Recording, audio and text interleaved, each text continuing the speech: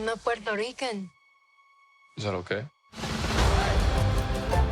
I want to be happy here. I want to make a life, a home. You keep away from him. I'm gonna think for myself. First, briefly describe the character you play in the film, and in what ways are you similar and different from the character that you play? The character that I play, Valentina, is a woman of wisdom and age. She's learned a lot living in that ghetto area. She was married to Doc, who used to own the candy store where the Jets hung out. She's now taken over, and she is his widow. She has a great relationship with Tony, our young leading man, Ansel Elgort, and takes care of him. She mothers him. And she has apparently invited him to live downstairs in the basement where all the Coke bottles are and all the prescription drugs and stuff like that. That's part of her. She has enormous dignity, and I said wisdom. And she's very, very different from Anita, folks. This is not Anita. This is a woman who sees a lot and thinks a lot. And I actually get to sing the most beautiful song in the world in it somewhere, which was a big surprise to me and thrilled me to pieces. I cried when I saw that in the script. My favorite song.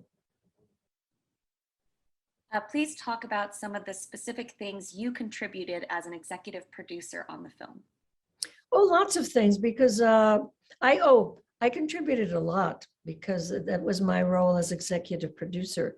And I think, I know that Stephen was doing the very smart thing to get someone who is Hispanic, Latina, and who knows that scene, who knows the struggle.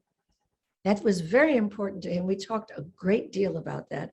And in fact, he was so touched by it that he asked me to tell the kids, both gangs, the actors, what it was like being a young, I hadn't done my documentary at that time. So I told them, I talked a lot about that. And I had a say in the tempo of America, which I thought was being conducted too fast. And even though the dancer said, well, we can do it, I said, you can do it this fast, but you're not going to be, you'll be a little bit sloppy because it's too fast. And they said, oh, yeah. So there were things like that, all kinds of stuff constantly.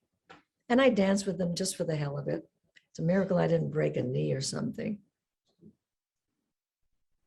What was the experience like for you seeing Ariana DeBose portray Anita, the character you won your Oscar for 6 years ago? It was so strange to see Ariana DeBose playing Anita, the role that really got me an Oscar and a Golden Globe. And I had to put her at her ease. She was apparently extremely nervous to meet me, and she hid herself among all the kids. And I said, okay, because I knew her name by then. I said, where is Ariana? And everybody pointed, there she is. She was really hiding. And I said, we have to have lunch together. This was the very first day I attended rehearsals, and I was in New York for wardrobe fittings. So it was just the very first day. And I tried to put her at her ease. And I really didn't want to tell her how to play that part. What I said was, you have to play your Anita. That's your obligation, nothing else. And then they gave her a little hint of something that I didn't do that I wish I had in acting terms. And I said, this is a little gift for you. You can use it or not. That's up to you. And she did. It was an acting thing. And I don't want to say the scene because then everybody will be looking for that. That would be unfair to her. And last question, was there anything about the experience of making this film that surprised you or was different than you expected it to be? What a good question. What surprised me and what did I not expect? Let me put it this way. When I first saw the movie completed in a screening room, something interesting happened to me as I was watching very carefully as someone who hadn't seen the movie. But then they did the mambo at the gym, which is what we call it. And I started to cry. It's the only time I cried in the movie. And I started to cry because my daughter was with me. She says, "Why are you crying? This is so joyous." I said, "Because he got it right.